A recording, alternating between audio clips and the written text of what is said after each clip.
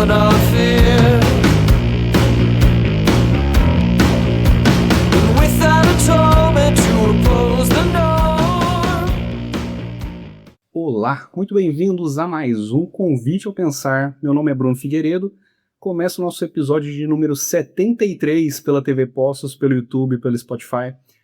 E o papo de hoje, antes de falar sobre o papo de hoje, quero dar muito boas-vindas aqui para as crianças. A primeira vez que a gente tem criança aqui no estúdio assistindo. Legal demais. O papo de hoje, ele não é sobre pilotar drones, sobre produção de vídeo e nem sobre o mercado audiovisual para hotéis e resorts. O meu verdadeiro interesse está em conhecer a pessoa por trás do filmmaker que está aqui comigo hoje. Seja muito bem-vindo, Douglas França. Eu que agradeço o convite.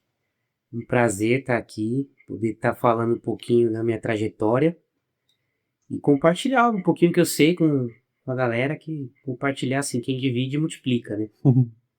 Boa.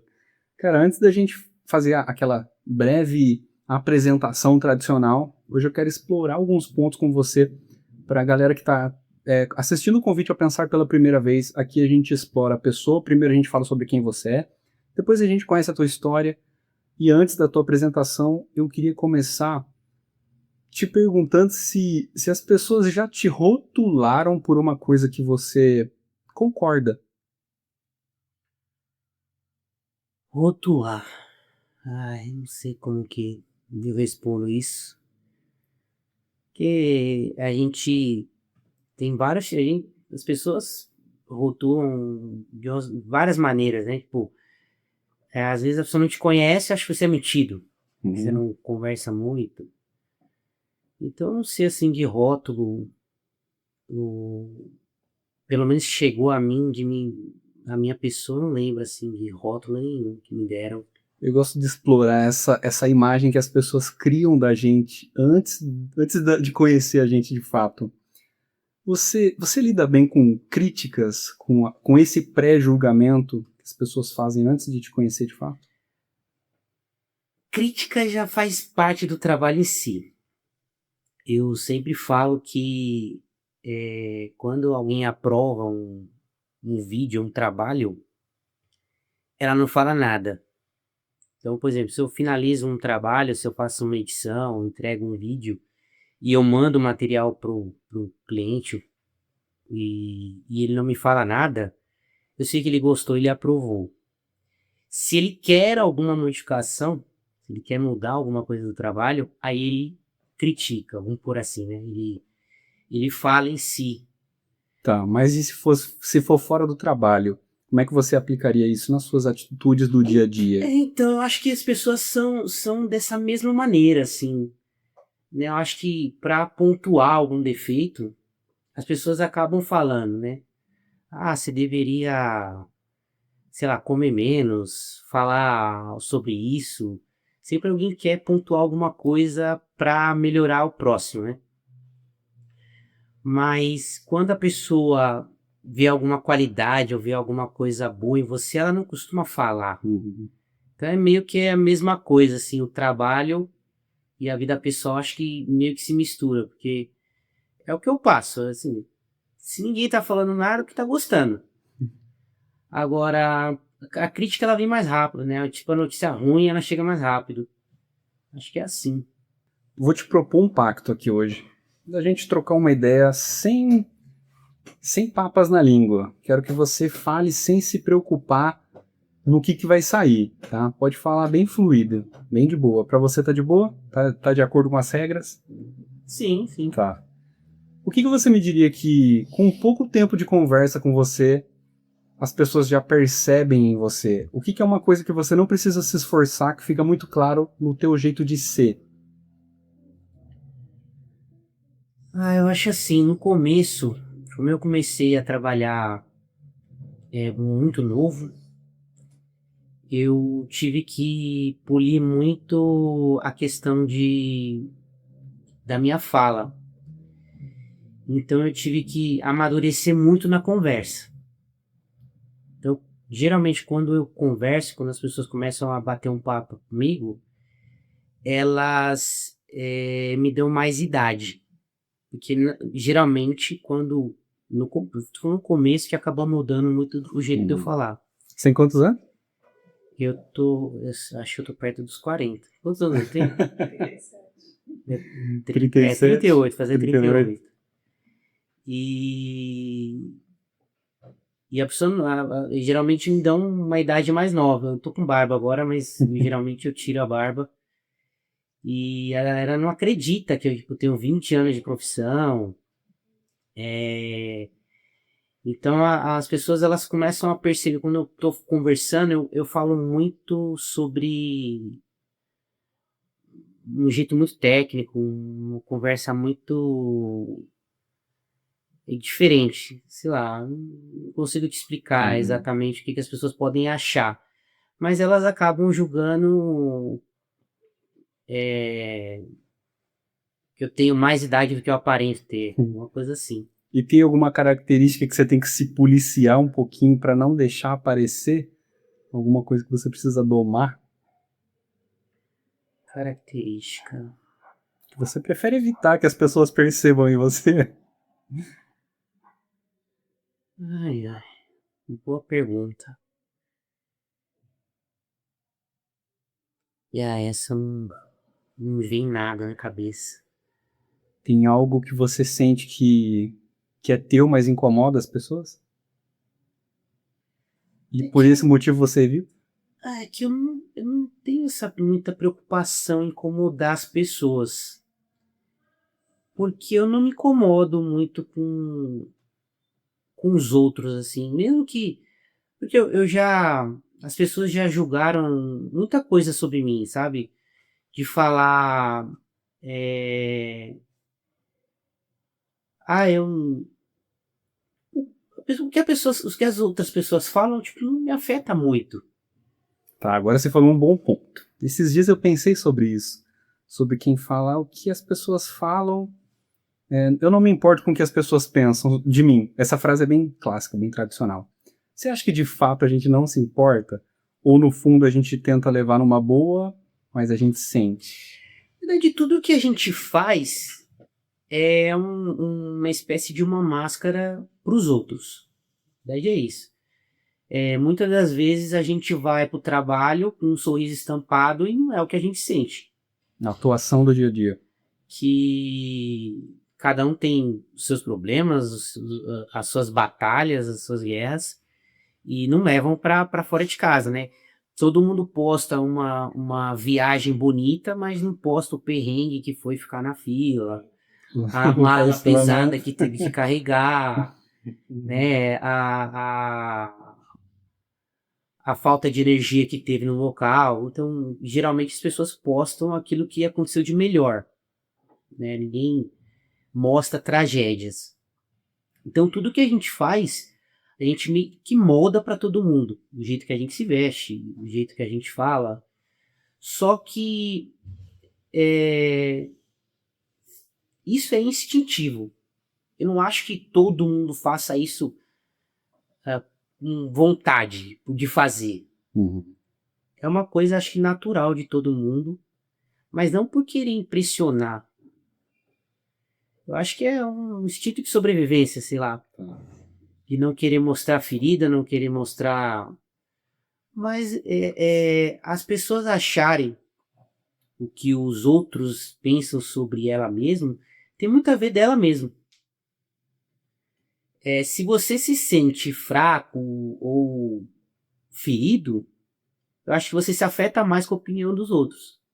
Agora, se você é seguro de si, se você não liga muito, você vai fazer naturalmente o melhor para todos verem o melhor de você, mas às vezes você não vai ligar muito para isso porque você também não liga, porque você sabe que você é bom, tipo, alguma coisa desse tipo.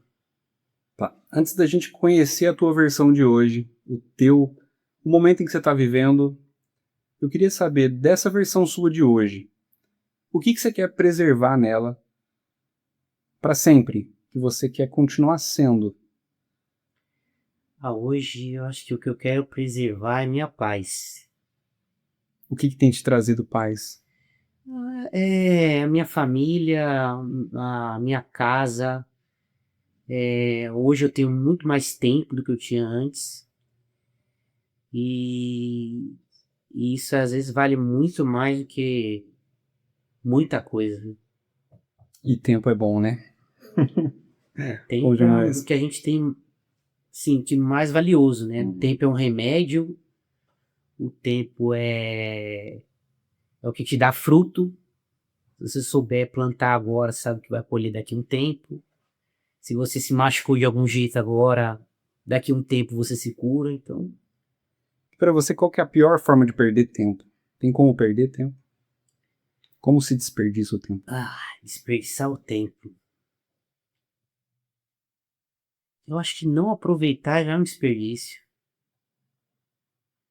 Porque tem um poema que eu ouvi uma vez, eu não vou conseguir lembrar dele agora, mas fala sobre a importância de tipo, algo parecido, tá? Não vou lembrar aqui é o certo. Mas é aquela tipo, o que é um segundo para quem tá numa maratona, né? Numa corrida lá, que perde por um segundo, né? E aqueles meses, acho que de uma grávida, né, que teve um filho prematuro. Então, o tempo é muito relativo para cada um. Então, às vezes a gente valoriza um segundo, às vezes a gente valoriza um mês, um ano, dependendo da circunstância que você tá. Então, a perda pode ser grande ou pode ser pequena, né? Você perdeu o segundo, para alguns pode ser pouco, mas para quem estava numa corrida e perdeu, pode ser muito. Então, assim, a perda de perder tempo é muito relativo para cada um.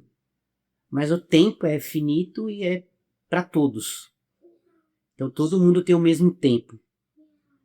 No agora, né? Não que viva mais tempo que um, vive o outro.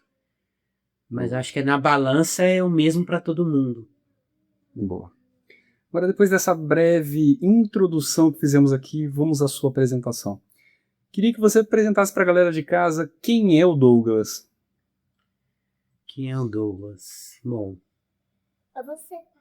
sou eu, minha filha. Minha filha diz ali. Então, eu sou pai, sou esposo, sou filho. E faço o que eu mais amo na minha vida, que é trabalhar com audiovisual. Desde pequeno, já sonhava com isso. Trabalho com isso há 20 anos, 2004 que eu comecei. E sempre procurando fazer coisas novas, coisas diferentes. Eu acho que é isso. Acho que são essas coisas que mais pesam na minha vida. Minha família e fazer o que eu amo. Legal, cara. Eu gostei de você estar com a família toda reunida aqui. Primeira vez que eu recebo criança no estúdio, cara. Oi? Ele não está sob pressão. Você tá tranquilo, doutor? Isso tá de boa? Isso, se estiver precisando de ajuda.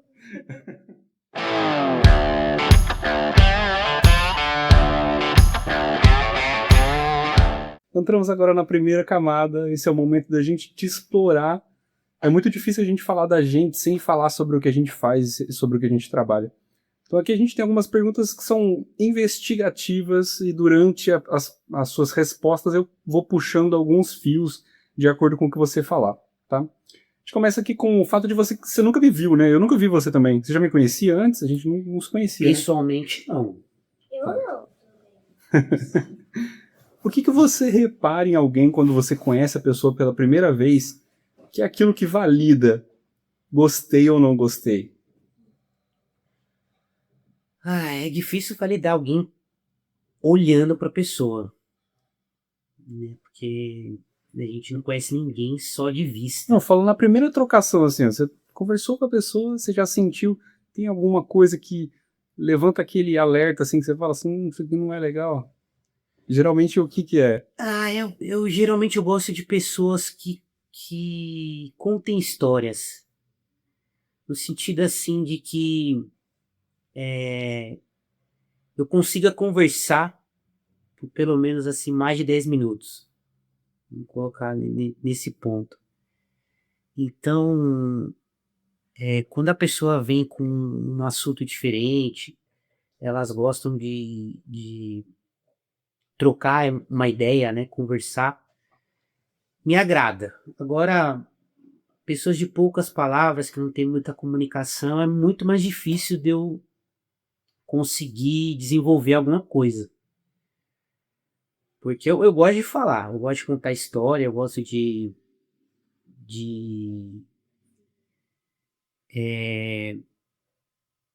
como eu posso dizer, comparar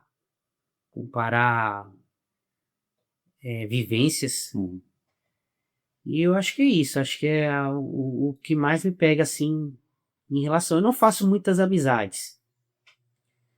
Você tem facilidade de confiar nas pessoas? Não é nem questão de confiar.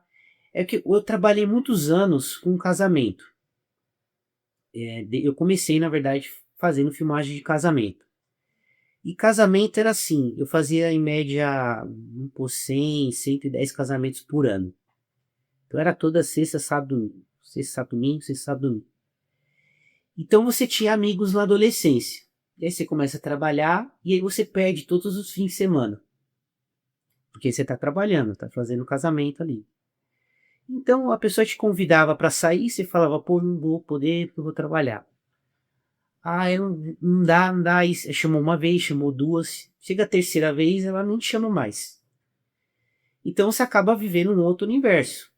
Você acaba, enquanto as pessoas estão se divertindo, nos fins de semana, com festa e tudo, você está trabalhando.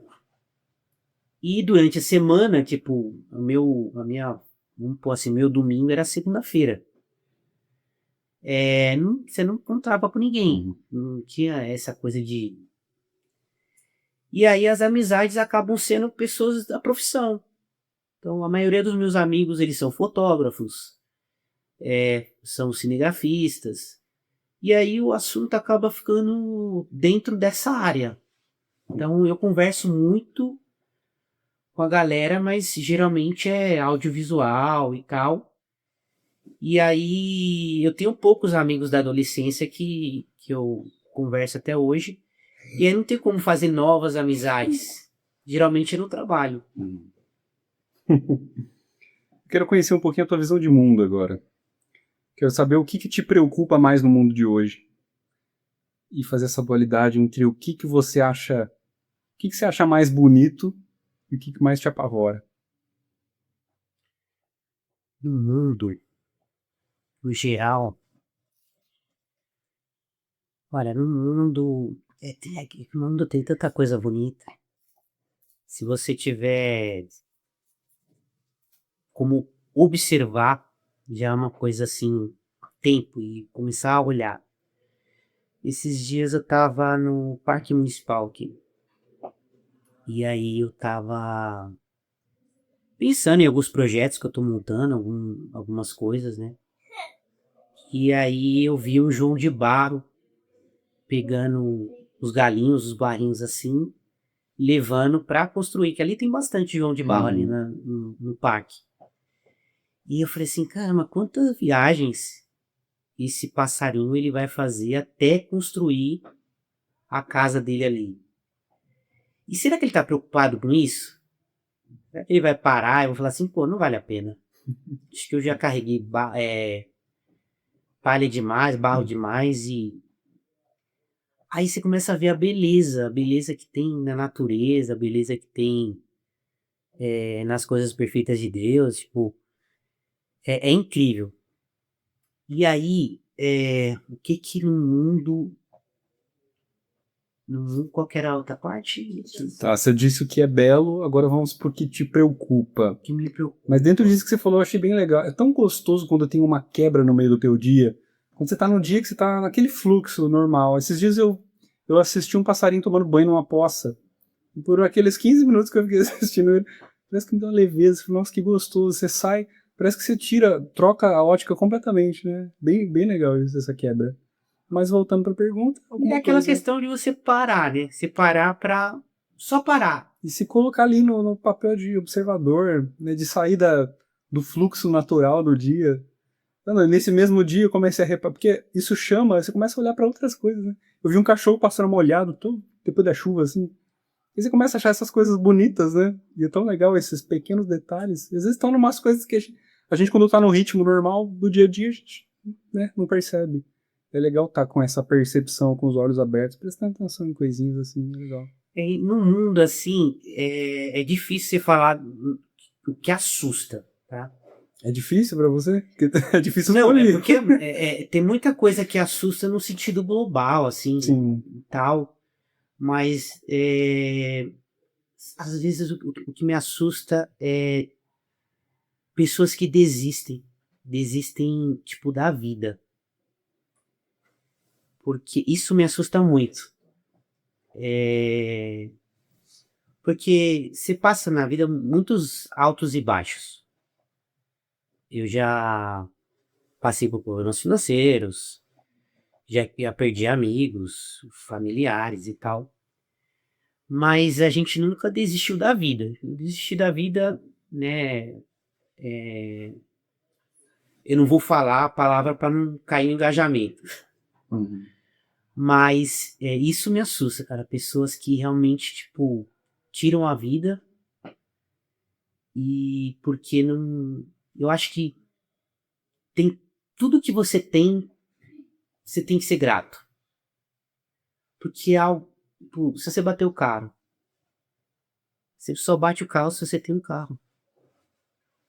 Né? É aquela pessoa assim, quem molha a roupa na chuva é porque teve condição de lavar a roupa.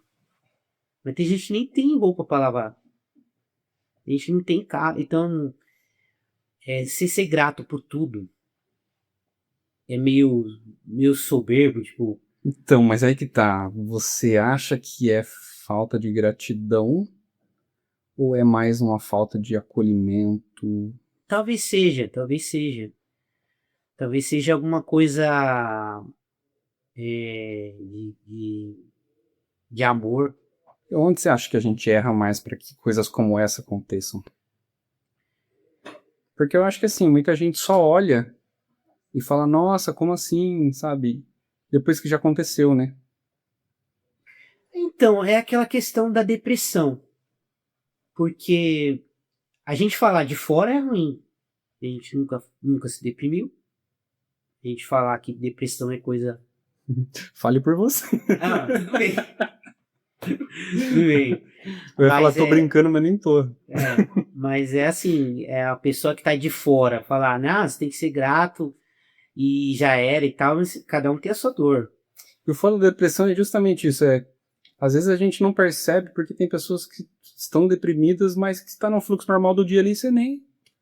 Pessoa sorrindo, feliz, pô, essa pessoa não é triste. Ela tá vivendo essas A voltas mesma ali. situação do morador de rua. Ele se torna invisível. As pessoas, se você passar e perguntar para alguém, vou usar São Paulo, tá? Como exemplo, porque eu morei muito mais em São Paulo do que aqui em Poços. Você vai no centro da cidade e você encontra pessoas, e aí você encontra, tudo bom, tudo bom. Cara, quantos moradores de rua você viu na rua Como é que hoje? isso virou comum, né? E a pessoa fala assim, cara, sei lá, nem vi. E tem um monte. Porque as pessoas não enxergam o próximo. Elas não veem isso. Então, é fácil você falar assim, que a dor de uma pessoa que passa fome é maior do que um cara que perdeu o emprego. Um exemplo. Mas a dor é relativa. Cada um com a sua régua. Exatamente. Para o cara que perdeu o emprego, pode ser realmente o fim do mundo. Pode ser algo terrível.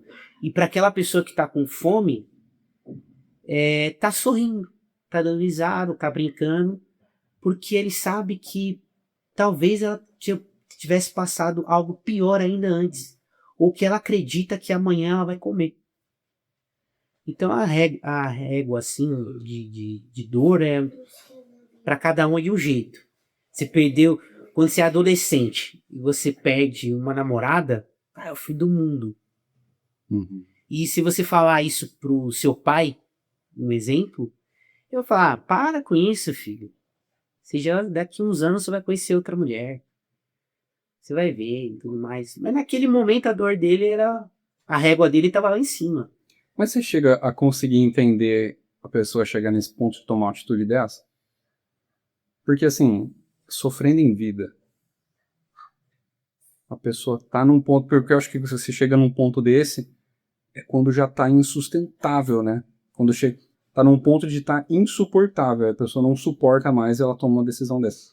Você chega a entender, a compreender, ou você ainda acha que ela teria outros caminhos? Não, eu não consigo porque eu nunca chegou a passar na minha cabeça, então eu não tenho uma base. Não falo nem de aceitar, falo só de entender mesmo. Não, nem de entender. Porque eu nunca... Mas eu não posso julgar. Tá, eu vou fazer um link agora, ó, dentro disso. Você falou que você passou por problemas financeiros, problemas de perder pessoas e tudo mais. Tem uma técnica japonesa de consertar vaso que chama Ikigai, Kitsugai. Agora eu não lembro o nome. Kitsugai, alguma coisa assim. O vaso quebra, trinca, e eles colam o vaso com linhas de material de ouro, né? E aquilo representa valorizar cicatrizes e, ao mesmo tempo, embelezar aquilo que um dia foi quebrado. Você se lembra do seu vaso? Algum momento teve que você... Alguma cicatriz que você conseguiu colar com ouro e que hoje você olha para ela com um certo cuidado? Olha, eu vou lembrar de uma recente. Não é tão antiga. Que foi quando eu realmente falei, meu, o que tá acontecendo? Na pandemia, eu tinha 3 empresas. Eu tinha uma sorveteria, um sorvete tailandês, sorveteria tailandesa, que é sorvete na chapa, ficava lá no Rio. Eu tinha uma distribuidora de produtos pet, shampoo, condicionador de produtos pet, e a produtora audiovisual. E aí aconteceu a pandemia. Quando aconteceu a pandemia, automaticamente tudo parou. O audiovisual foi um dos primeiros, né, porque não era algo essencial naquele momento. E o shopping também fechou, a minha sorveteria ficava no shopping. E o do pet era aquele negócio, eu trabalhava para talvez ganhar R$ 600 por mês. Trabalhava o mês inteiro. E eu tinha funcionários e uma série de coisas. E eu... no primeiro mês, assim, que aconteceu realmente a pandemia, eu perdi tudo. Não tinha nem pra onde correr, né? Tudo. E aí a gente acreditava que ia voltar logo. Não voltou. Aí a dívida aumentou. Eu fiquei com um pouco mais de R$ 40 mil de dívida. De fazer acordo com funcionários, que eu tinha funcionários e tudo. E aí eu parei. E eu não tinha nada. Nada. E eu falei, cara, o que aconteceu? Eu tinha planejado de ter 3 negócios que sejam distintos, porque numa época que um tivesse ruim, o outro supria. Fez 3 apostas, assim. Então, eu tinha um alimento, né? Eu tinha um pet e um audiovisual, tipo. E do nada caiu. E eu ali falando, meu Deus, o que eu fiz na época? Minha esposa estava grávida. E aí que a pressão, tipo, aumentou mais.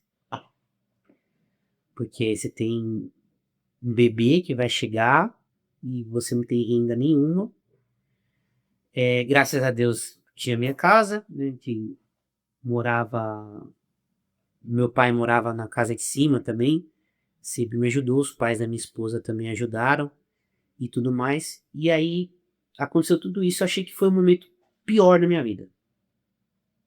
Vou colocar assim, financeiramente, porque eu não tive perda familiar. Eu perdi amigos, mas eu não tive perda familiar assim por conta da Covid.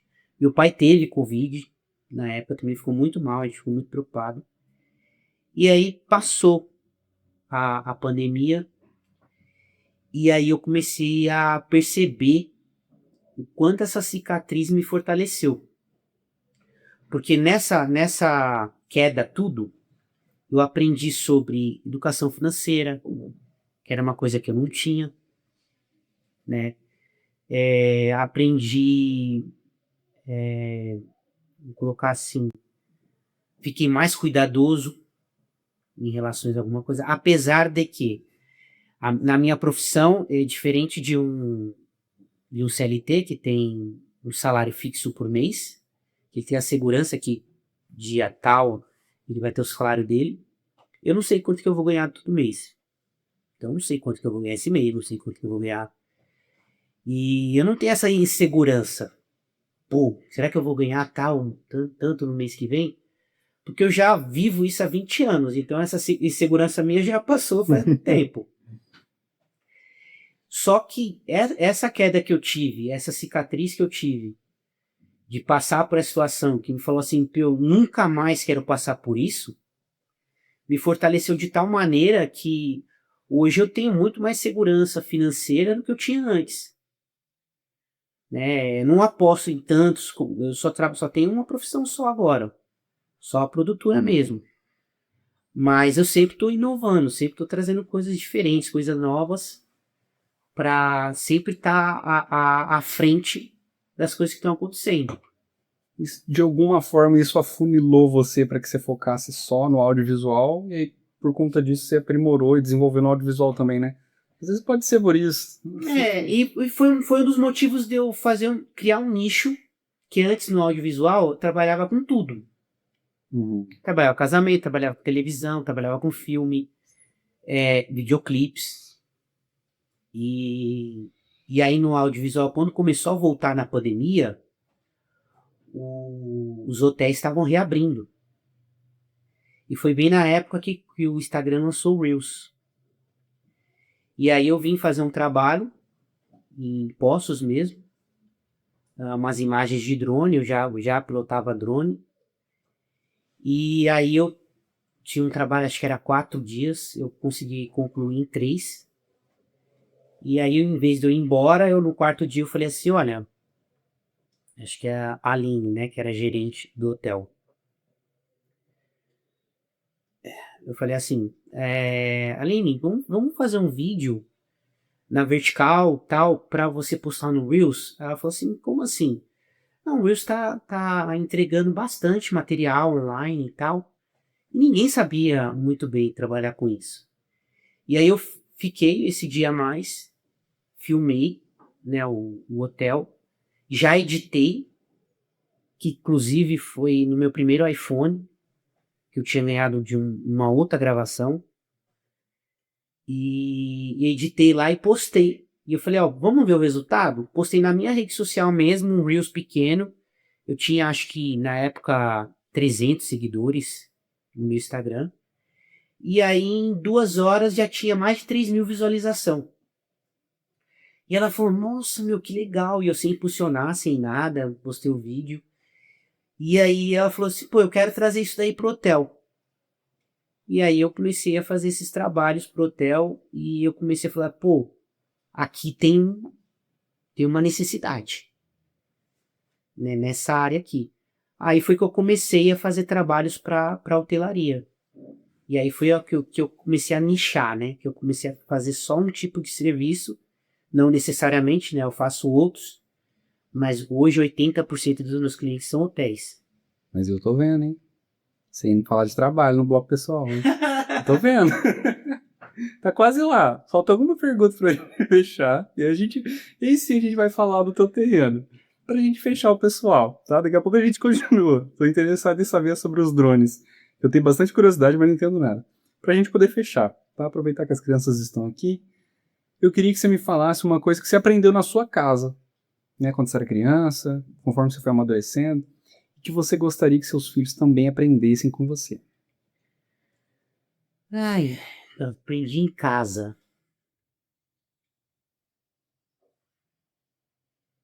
Tem algumas frases que meu pai me contava muitas histórias. E falava algumas coisas que eu guardo até hoje, né? Tipo, tenha vergonha de tudo, mas não tenha vergonha de comer. Eu nunca ouvi essa. Essa meu pai falava direto. E eu guardei isso da minha infância. E ele contava uma história, eu não vou contar aqui que é uma história longa, tá? Mas ele falava, na história, simplificando assim, falava assim, que era para você não ser curioso pro mal, não ter a curiosidade no mal, seguir o caminho correto, sem não pegar atalhos e nunca tomar nenhuma decisão de cabeça quente. São bons pensamentos, hein? Essa história eu já contei pro meu filho. Quando a minha filha for um pouco mais velha, eu vou contar para ela também. E eu guardei isso porque foi contado com uma historinha para mim. História muito boa. Então, divina. História de Niná, exatamente, filho. E aí eu guardei isso e eu sigo muito bem essas coisas, sabe? Principalmente a parte da curiosidade, tem coisas que eu não procuro, não quero nem saber. Se não é relevante, se não vai construir nada pra mim, se alguma coisa assim, eu fazer nem olho. Você tá rolando assim no celular, né, scroll. Apareceu um vídeo que não é interessante pra mim, ele não vai me prender, eu vou passar direto. Né? O do atalho é legal também, hein? Quanta furada a gente entra tentando às vezes achar um outro caminho alternativo. Enquanto os coaches usam o artimanha de atalho pra te vender curso. O que mais tem? Você quer enriquecer rápido, quer não sei o que, né? Um atalho nunca é bom.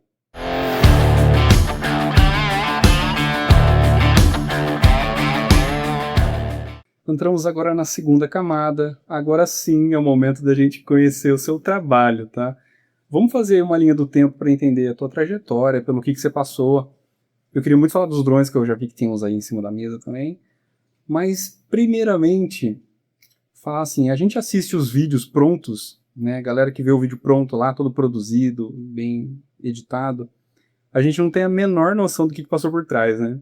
Eu, como gravo vídeos também, eu tenho uma breve noção da parte do bastidor. Então hoje eu quero falar um pouco desse bastidor do off, né? Como é que é para você. Um pouco a parte do drone também, mas principalmente conhecer a tua história. Você pincelou pra gente como é que você começou.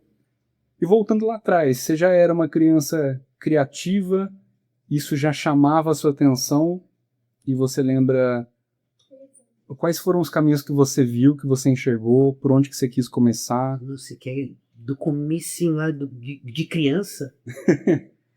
Só pra gente resgatar alguma memória, assim.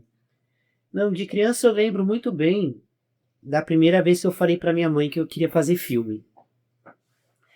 Que foi assistindo um filme na verdade, uma animação, que é o Estranho Mundo de Jack. Legal. Que é de Natal. E eu tava assistindo o filme. E aí eu falei pra minha mãe, mãe, eu quero fazer isso aí. E ela falou, fazer o quê, filho? Isso aí, filme. E ela, sério? Eu lembro muito bem disso. E eu entrei no audiovisual, eu já queria fazer vídeo, né? E eu entrei na Carrier Produções, que é uma empresa que faz eventos lá em São Paulo. Minha mãe fechou o aniversário de 15 anos da minha irmã. E eu era muito amigo do Rafael, ainda sou, né? A gente se fala praticamente todo mês. E o pai dele, que era dono dessa empresa, e aí ele me chamou para ir lá ajudar num evento, trabalhando de cabo man, que antigamente usava umas luzes, né, uma tocha enorme, o cinegrafista, e ficava ligado numa extensão, então o cara andava com a câmera, e tinha que ter um cara atrás, soltando o cabo da extensão, para ninguém pisar em cima e tal, e iluminando o local. Engraçado pensar nisso, porque não faz tanto tempo assim, né? 2004.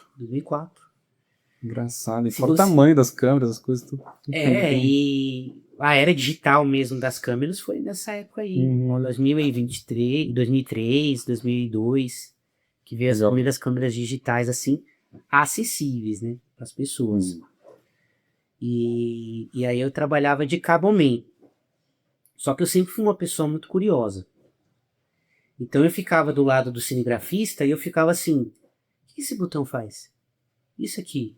Quando ele ia descansar, comer alguma coisa, ou na festa, posso filmar a mesa do bolo? Posso? Então eu sempre fui uma pessoa curiosa, sempre fui pegando as câmeras assim e fui gravando. Então esse foi o começo da parte do audiovisual. Aí eu tive saltos assim, vamos colocar gigantes, fiz casamento durante muito tempo, trabalhei no Pânico na Band. Caralho, é sério? Nos 3 últimos anos eu era câmera lá, mas eu era, vamos colocar assim, o 7º câmera, né? Então quando eles tinham muitas gravações, eles me chamavam e eu ia gravar quadros como Afogando o Ganso. Você assistiu o Pânico? Assisti. Então, A Fazendinha, esses programas aí, eu fiquei 3 anos lá, mas eu ia uma vez por mês, não era uma coisa que eu ia bastante. Aí eu comecei a fazer esporte, na Band mesmo, fui substituir um cara que estava de férias. E é engraçado que eu não sou ligado em futebol. Não, eu também, partilho do mesmo. Não assisto e agora eu entendo um pouco mais depois que eu comecei a trabalhar na Band. Mas era engraçado que quando eu comecei a trabalhar, tinha uma vaga que era de jornalismo e uma de esporte. Eu falei, cara, eu vou no esporte porque o jornalismo era policial. Eu não ia acordar 4 horas da manhã para gravar o cara lá que tá sendo preso, para saber por que o cara tava sendo preso. Aí eu escolhi o esporte. Só que aí eu fui nos primeiros dias que eu tava trabalhando lá, eu fui gravar um treino. Acho que era do São Paulo e tal. E aí eu montando a câmera e tal, coloquei lá no tripé e filmo treino. Daqui a pouco o cara fala assim, pega lá o pato, pega lá o ganso. E eu assim, cara, onde esses caras estão vendo tanto bicho? E eu assim, não, hoje eu dou risada, né? Que depois você sabe como os jogadores eram esses. E aí eu falei, eu não acredito. E aí eu comecei a fazer esporte. Também lembro dessa época que foi o meu grande... já deu rec reverso? Já. Né? Você achar que tá gravando. E esse foi o único, o maior que eu dei. E isso me ensinou muito também. É um trauma, né? Que é um trauma, que eu fui gravar um jogo do Santos. E aí o Neymar tava saindo do campo. E aí eu lembro que a gente era aquele câmera que ia correndo pegar os jogadores antes deles entrar no vestiário. E a gente chegou, colocou a câmera assim nele e tal. E ele foi falar que era um absurdo que tava jogando durante o carnaval. Cara, e aquilo virou uma matéria enorme, que Neymar falando que era horrível. E eu lembro de ter gravado, e aí eu ter baixado a câmera, apertado, e ter gravado só a grama. Nossa, que horrível, cara. Perdi essa gravação, e eu lembro disso daí. Péssimo. Aí depois que eu trabalhei na TV, fiz alguns videoclipes, né? Fiz videoclipe com um amigo meu, que é o Michael, com a Love Funk, a Condzilla, a maioria eu fazia a maioria de imagens de drone. Então você conhece um cenário bem grande, cara. Tipo de tudo, do esporte ao funk. No audiovisual eu fiz muita coisa. Os contatos bons aí. Aí eu sempre tive a vontade de fazer o meu próprio filme, né? Então eu já tinha feito um filme gótico, que também tem outra história muito legal, que foi gravar dentro do cemitério ali da Paulista. Da Consolação, que era com alguns zumbis. Os zumbis do Hop Hari participaram, que esse cara que era bem hackeado mesmo. E aí eu tava gravando lá uma parte do filme. Já tinha passado da meia-noite, né? A gente já tinha terminado de gravar. E eu lembro da gente voltando para dentro do ônibus. Imagine assim, você voltando, andando de boa, uns 10, 15 zumbis atrás, mas bem dentro do cemitério, sabe? E tava tendo a ronda da polícia Nossa. dentro do cemitério, cara. E esse policial não me para o carro, não me saca a arma. Nossa, até eu, tá louco, que isso? E, Eu juro o desespero e dele. a gente, para, tamo gravando aí. Meu, ele segurou a gente lá um tempão. Assim, ele viu a burrada que ele ia fazer, né? Uhum. E tentando se justificar que não era pra ninguém estar ali, quem deu autorização e tudo. E a gente mostrando todas as autorizações, né? Só que ele não queria aceitar. Eu Era queria bem assumir isso. que tava passando cagaço, né? Tava passando vergonha ali. E aí foi um negócio tenso. Só que aí eu queria fazer o meu primeiro filme e eu já tinha um projeto já de fazer um filme em Pernambuco, que eu fiz 10 anos de teatro. Só que esses 10 anos de teatro eu só atuei durante acho que 4 anos, né? Os outros foi só dirigindo peças, né? Tinha uma peça que a gente ficava em cartaz chamada Sertão de Sonhos. Uma peça de uma família nordestina. E aí eu sempre quis fazer dessa peça de teatro um filme. E o autor, que é o Cauê Rodrigues, ele morava em Pernambuco. E eu falei pra ele, olha, vamos fazer, virar um filme e tal. Ele abraçou a ideia e aí eu fui pra lá. Aí a gente decidiu fazer, conversando com várias prefeituras. Conseguimos alguns patrocínios, mas colocar mais de 80% do projeto saiu do nosso bolso. Só que foi um projeto que durou 4 anos. Nossa, muita coisa. Não foi 4 anos consecutivos. Eu ia um ano, fazia um pouco, né, fazia captação de recurso, ia no outro ano, achava os locais onde ia ser gravação e tudo. Ia no outro ano, fazia seleção de atores, ensaio e tudo. No 4º ano foi que a gente realmente fez as gravações. Aí fez gravação seguidas, né? Durante quase 40 dias gravando todos os dias. Nossa, é um trabalho, hein? E aí eu fiz esse filme.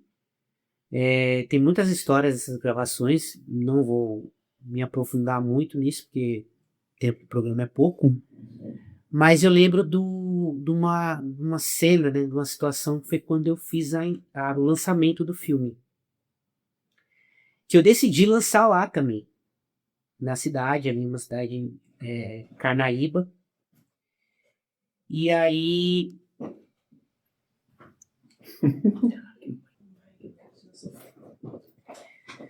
Então, aí eu... Voltando aqui, a cena que eu lembro desse filme foi no dia da estreia. Que eu falei, eu vou passar o filme lá, na cidade onde eu gravei, numa das cidades. E aí o que acontece? As cidades lá são pequenininhas, cidadezinhas do sertão, que não tem cinema, não tem sala de cinema. Então o que eles decidiram fazer? Douglas, arrumamos um projetor. Legal. Vamos projetar atrás da parede da igreja. A igreja no centro da cidade, projetar atrás. Douglas, consegui um carro de som, a gente vai passar o som, o carro e tudo mais. Olha, o prefeito disse que vai autorizar montar umas barraquinhas para venda de pipoca, não sei o que, não sei o que. Cara, isso daí foi crescendo. Já virou um evento já. Eu lembro da cena, eu tenho até a foto, mais de 5.000 pessoas assistindo o filme. Caramba, 5.000 pessoas. Que... Sentados numa praça, várias barracas assim em volta, de hot dog, de não sei o que, de espetinho e tudo. E o filme passando nas costas da igreja ali no projetor. E eu falando, cara, eu não acredito nisso. A sensação de você ter um vídeo passando na telona, né? Recentemente eu tive o prazer de fazer uma animação que passou no cinema também. Mas desse filme foi uma produção minha. Produção totalmente feita assim pela produtora Nova Ideia, que é a minha produtora. Passando assim no telão, a sensação foi surreal. Nossa, imagina. É. Como é que chama a cidade? Carnaíba. Carnaíba. A gente gravou em Serra Talhada, que é a cidade de Lampião, o pessoal já conhece mais, né? Aí tem Flores, que é uma cidade próxima ali.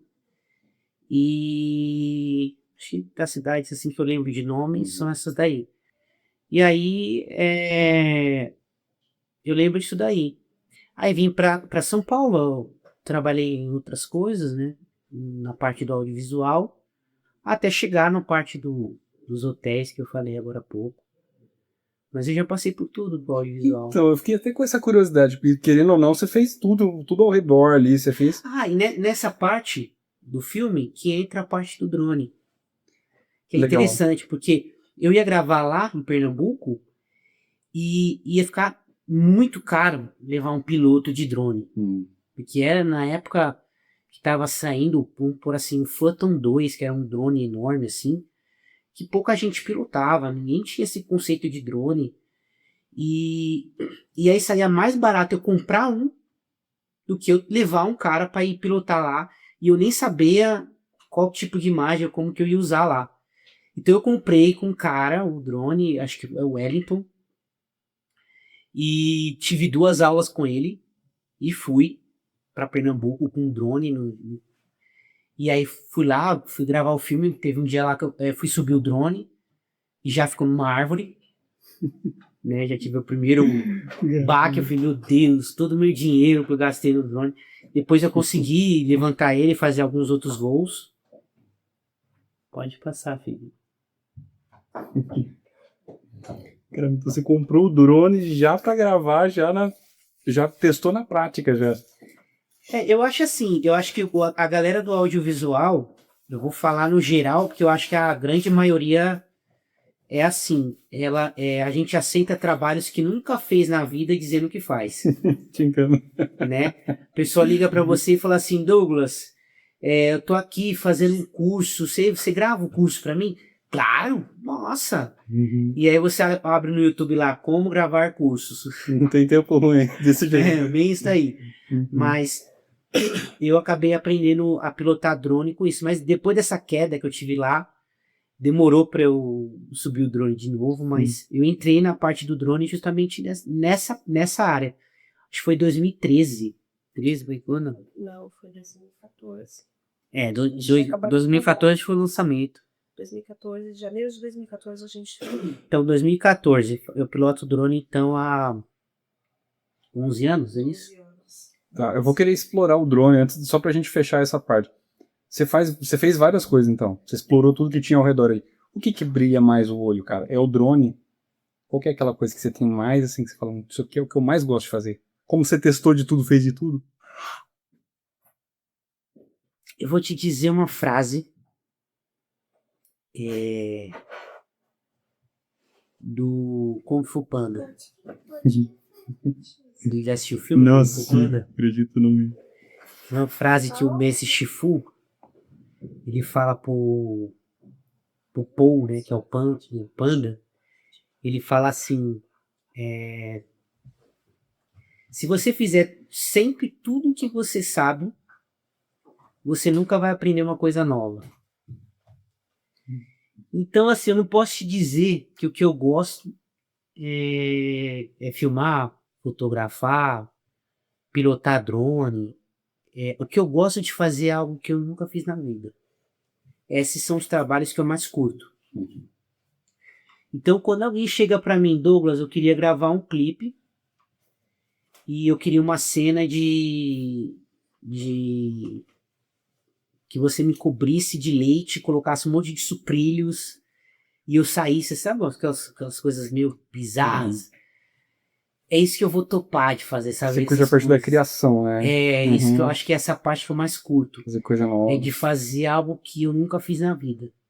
Legal. Queria que você mostrasse os drones aí pra galera, cara, pra gente conhecer e me contasse um pouquinho também. Antes da gente fechar. Deixa eu ver se a minha filhinha não tá ali. A minha netinha vai ficar brava aí com você. Bom, drone. Eu trouxe uns drones aqui que foi um dos primeiros que eu tenho de FPV, né? O que é o FPV, afinal, cara? Só pra você entender. FPV são drones que você pilota com a visão dele, né? Ah, tá. Legal. Então você coloca o óculos aqui e aí você vê o que o drone vê. Tá. Os drones estabilizados, geralmente você tem um retorno, uma tela de retorno, ou pode ser o celular, ou acaba sendo o controle de tela e tudo. Então o FPV você tem essa imersão. Você Nossa, deve ser gostoso dirigir com ele assim, assistindo. Deve ser outra no coisa, começo, né, filha,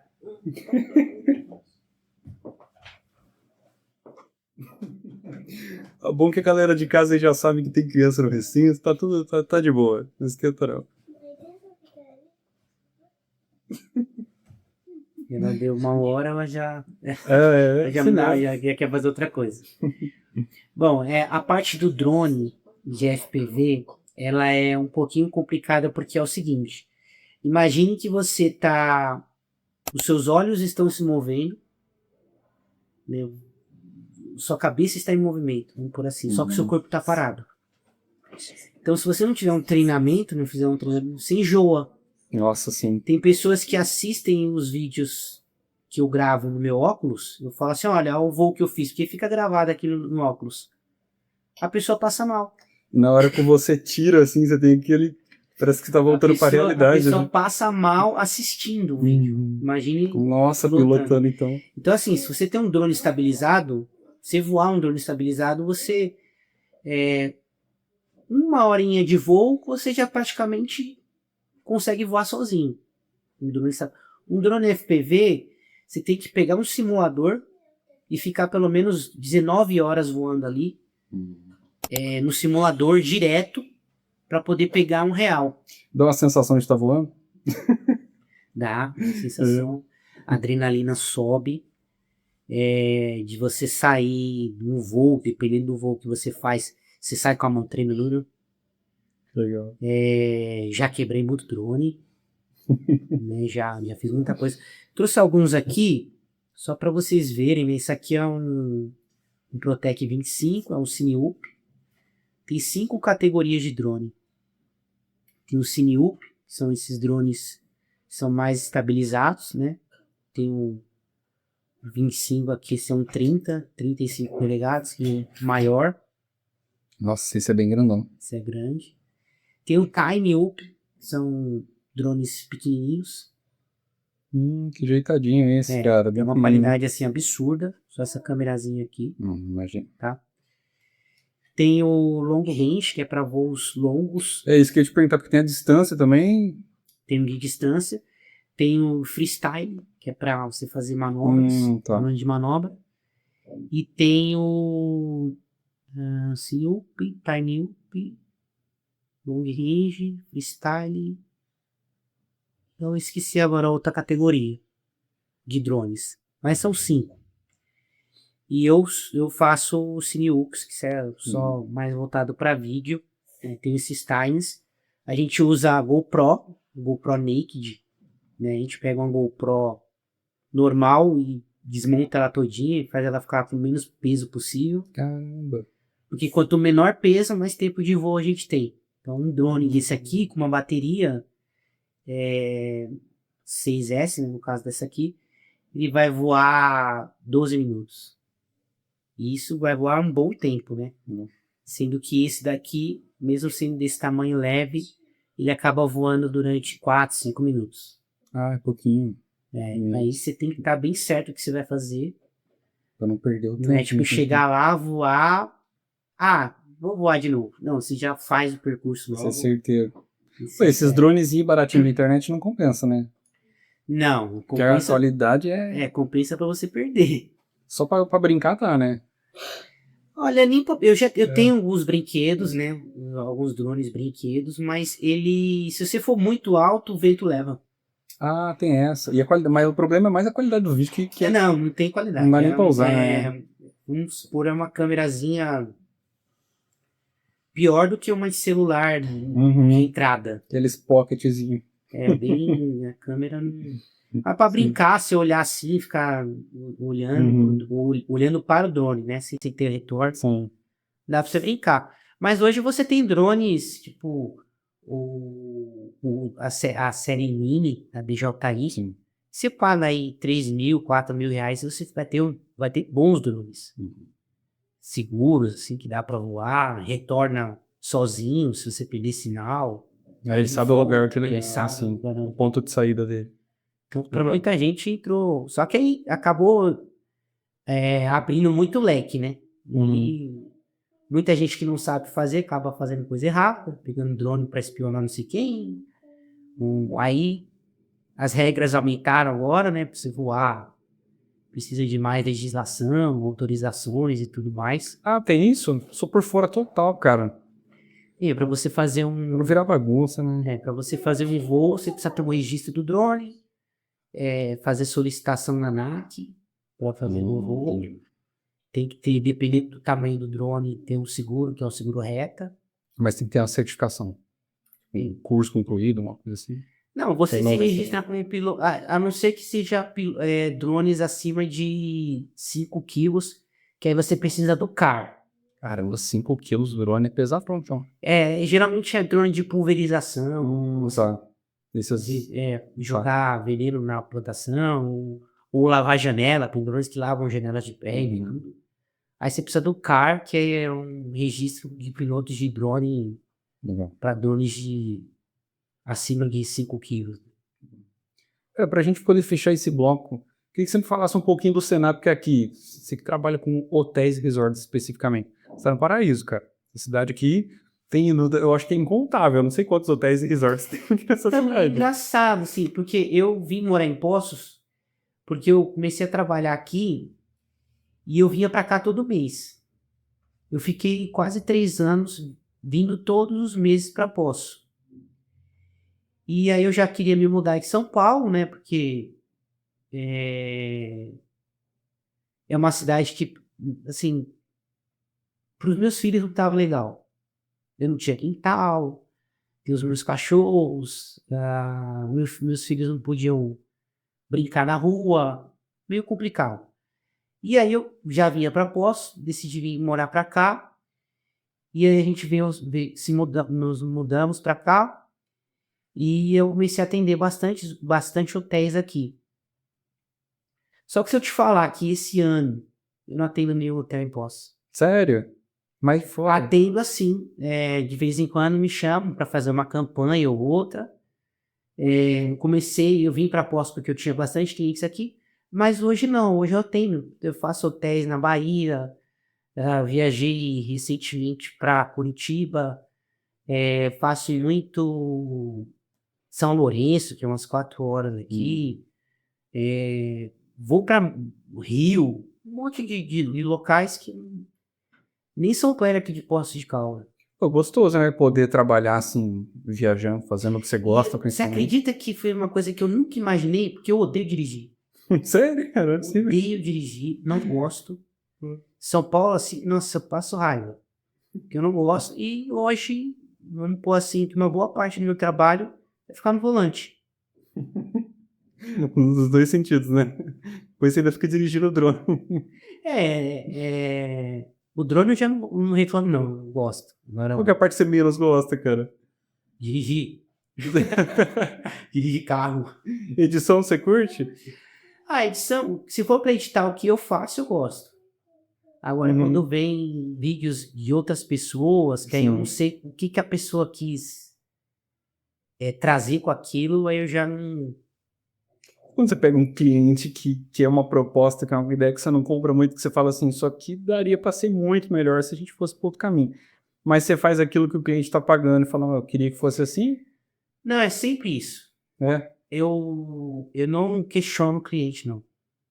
Não questiono. Quando eu faço o trabalho, quando eu entrego um material que eu editei e o cliente pede uma alteração, eu não falo, eu fiz isso porque eu precisava. Ele pediu alteração, eu faço. Né? Não importa se... eu queria uma legenda cheia de figurinha aqui e você pode pôr uma transição que gira e passa uma página e tal.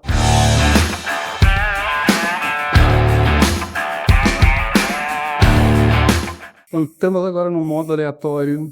Aqui vale tudo, não tem resposta certa. As perguntas podem não fazer muito sentido. A gente vai para todos os caminhos aqui. A gente começa com: qual é o maior erro que alguém pode cometer na vida? Desistir. Você pode tentar, pode errar. Muitas das vezes você vai errar muito mais do que acertar. Mas às vezes o que vale é o acerto. O acerto ele vai ter muito mais valor do que o erro. Então, porque na sua vida você vai errar muito mais do que acertar. Só que você só vai conseguir isso se você tentar.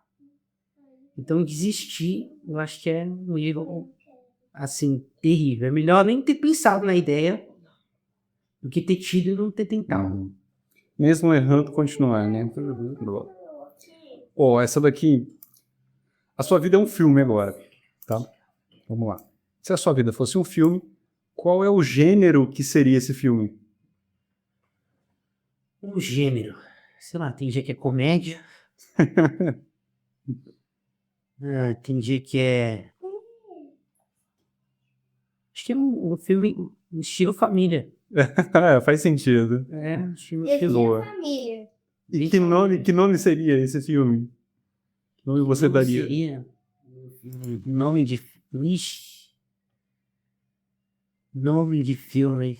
Um filme de família chamado...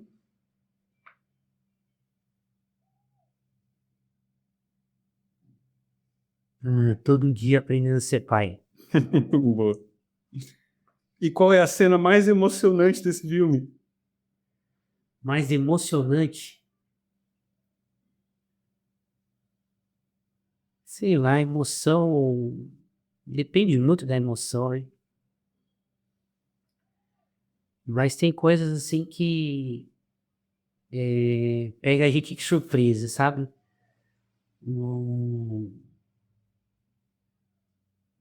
A minha filha, quando vai dançar uma música diferente, que ela sabe a coreografia certinha, me impressiona.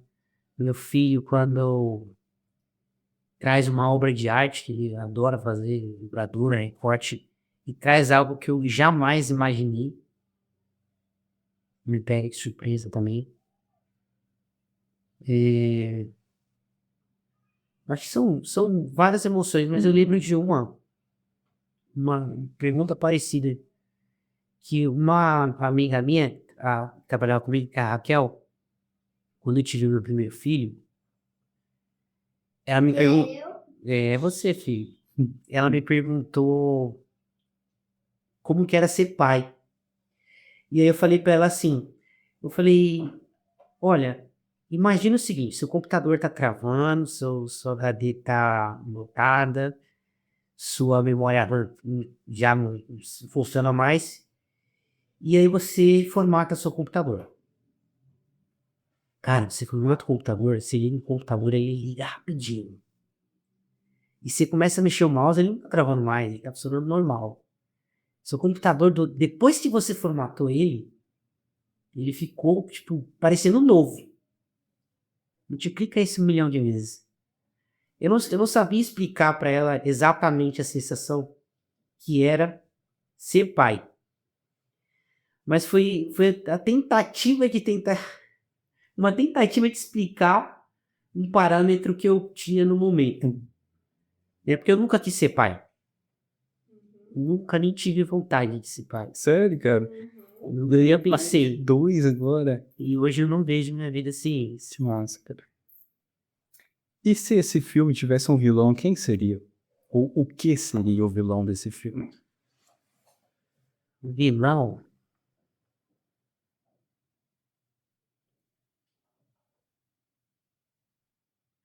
Sei lá, vilão... Os vilões são coisas tão pequenas. Porque a gente, às vezes, não sei, vilão assim... Me vem na cabeça um vilão. Não vem nada? Ah, você precisou puxar, tá de boa. Vamos deixar. Nossa próxima pergunta. A última vez que você experimentou uma coisa nova? A última vez que eu experimentei uma coisa nova. Isso é difícil de pensar porque eu experimento coisas novas direto. Que bom. Daí eu experimento comidas novas sempre. Eu testo muita coisa na minha área. Recentemente eu tô montando dois projetos para a Iguabi. É uma coisa nova. Montar o projeto, que eu já participei de projetos que já foram aprovados por Iguabi, mas montar é novo. Escrever um livro, eu comecei a escrever um infantil, mas também é coisa nova. Pintura. Recentemente eu pintei action figure, Legal. bonequinhos. E também foi novo. Acho que foi a última coisa nova que eu fiz, fiz isso ontem. Ah, bem recente, Eu então. pintei um bonequinho que não era uma coisa que eu nunca tinha feito. Legal. Não ficou bom, não. Uma coisa não. Ah, mas é bom também testar umas coisas e não ir bem, né? Isso é bom também que dá aquela mexida, porque a gente quer performar em tudo que a gente faz, né? E você poder se permitir errar e fazer uma coisa feia e mal feita também é gostoso. É bom. Pra gente fechar, uma coisa que você considera que é raro hoje. O que te vem na mente? Sei lá, figurinha da Copa. Diz meu filho, é legendário.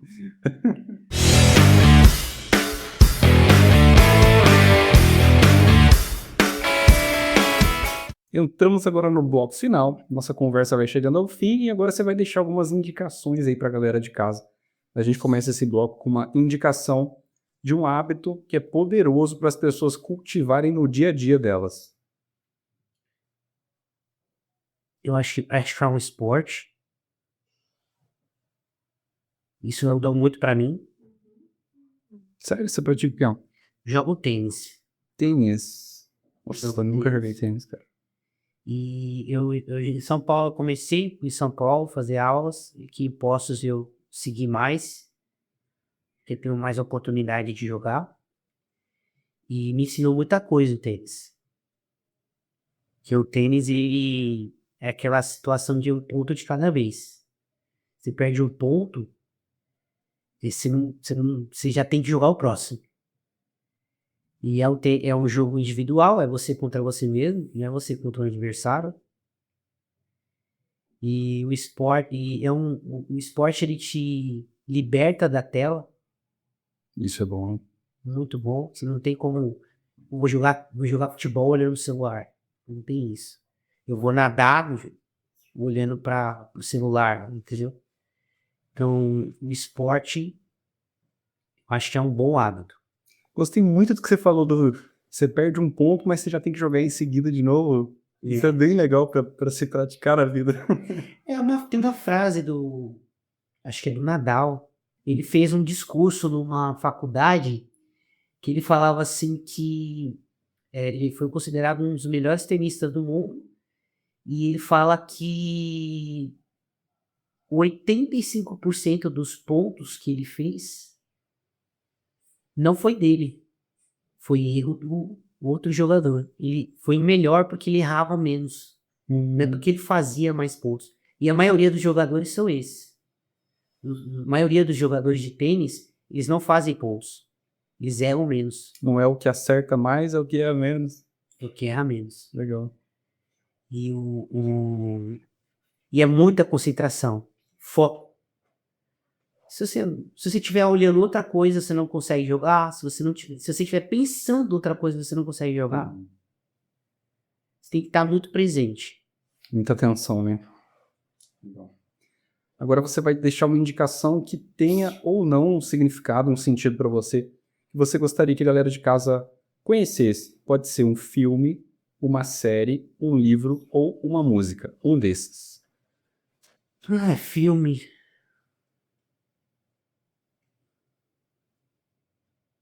Filme, uma série. Ultimamente eu tô assistindo Pro Caminho, não tô assistindo série. Filme, eu gosto muito de filme nacional. Recentemente eu vi a fotografia muito boa do Faroeste Caboclo. Não sei se já assistiu o Faroeste Caboclo. Não, ouvi uns cortes, Esse né? filme é um pouquinho mais antigo. Tem uma fotografia muito bonita. Mas indicar... Não sou uma pessoa que lê muito. Eu gosto de ler manual e geralmente assim algo relacionado à instrução. Aula, se eu tô livro assim, eu não leio muita coisa. É difícil indicar alguma coisa. Muitas possibilidades ainda. Eu vou indicar meu filme que eu comecei a assistir. Quem nunca assistiu, não sei porque tá nesse planeta. Que tem que assistir O Estranho Mundo de Jack, que é uma animação fantástica. Gosto muito. E toda vez que passa eu assisto trocentas vezes. Então, se eu for indicar um filme, assista O Estranho Mundo de Jack. Uma boa indicação, vou colocar na tela aí pra galera. Agora, pra gente fechar, esse é o teu convite ao pensar. Eu vou deixar uma reflexão no ar pra galera de casa pensar sobre qual é a reflexão que você traz pra gente hoje. Eu vou trazer alguma coisa mais antiga que eu falo bastante. Que é evitar a palavra eu sei. Que eu falo bastante isso com a minha esposa, já falei para algumas pessoas também, que às vezes a pessoa quer falar com você, ou quer te instruir alguma coisa, ou quer falar alguma coisa para você, e você interrompe dizendo eu sei. Então às vezes você realmente sabe. Às vezes a pessoa o que ela vai te falar realmente você sabe. Só que a partir do momento que você fala assim, eu sei, você interrompeu o pensamento daquela pessoa que ela poderia ter te falado algo que realmente você não sabe. Então a palavra eu sei, ela fecha a porta de algo novo. Então esteja aberto sempre a coisas novas, mesmo que seja algo que você saiba, porque pode vir de uma outra perspectiva. Não sei se eu dei a entender. Não, perfeitamente. Você... Essa palavra ela interrompe muito. A gente tá falando do mesmo assunto, aí eu falo, pô, eu sei. Aí você deixa de falar o seu raciocínio e às vezes você ia falar alguma coisa que ia ser muito importante para mim. Por outro ponto de vista. Por outro ponto de vista. Douglas, obrigado primeiro pela reflexão, obrigado pelo nosso papo. Deixar um cantinho de considerações finais para você. E queria que você deixasse as redes sociais também para a galera poder te conhecer e conhecer mais do teu trabalho. Cara, eu tenho que agradecer, foi um papo muito gostoso. Fui pego de surpresa por um monte de perguntas que nem soube responder. A gente fala um quilo, mas tem aproveitado alguma grama. Bom, as minhas redes sociais é Douglas Filmmaker. Né, meu site também, meu portfólio é douglasfilmmaker.com.br também. Quem quiser conhecer também um pouco da minha produtora, a produtora Nova Ideia, também nas redes sociais, no YouTube. E é isso. Muito obrigado. Espero que esse papo tenha, sei lá, trazido alguma informação, tenha dividido alguma coisa com alguém. E foi muito gostoso. Valeu, cara, obrigado. Falamos sobre bastante coisa até. Deixa eu falar aqui. Valeu. Pra galera de casa e você que tá ouvindo o nosso papo, saiba que você pode ter um episódio aqui comigo. É muito fácil para se inscrever. Lá no nosso Instagram, @conviteaopensar, você pode participar dos episódios, você pode mandar pergunta, você pode ficar por dentro das novidades e quem serão os próximos convidados e se inscrever no nosso radar. O link tá lá na bio para vocês. E se você... Aí, ó, se inscreve aí, galera. E dá like. E dá like, isso aí. Inclusive, comentem nesse vídeo para eu saber que vocês estão assistindo. Você chegou até o final aí, comenta aí para eu saber. Se inscreve no canal também. Se você está assistindo pela televisão, na TV Postos a gente tem dois horários. Sábado às 4 da tarde, domingo às 5 da tarde. Fiquem por dentro aí dos outros formatos. Tem vídeo que às vezes passa de 1 hora. Se está assistindo na TV, esse vídeo pode ser maior lá no nosso canal do YouTube. Lá tem mais de 70 opções e outros formatos também, outros estilos. E também tem a nossa loja, que agora tem caneca, tem camiseta, tem almofada, várias opções aí para vocês. É isso, espero que eu tenha falado tudo. Tem o nosso Apoia-se para você que quer apoiar esse programa, para que ele continue acontecendo, existindo. Apenas R$12. R$12 por mês você ajuda esse projeto a continuar existindo, que é feito apenas por mim. Muito obrigado se você assistiu esse vídeo até o final. Obrigado e valeu! We used to be hard, but now we're just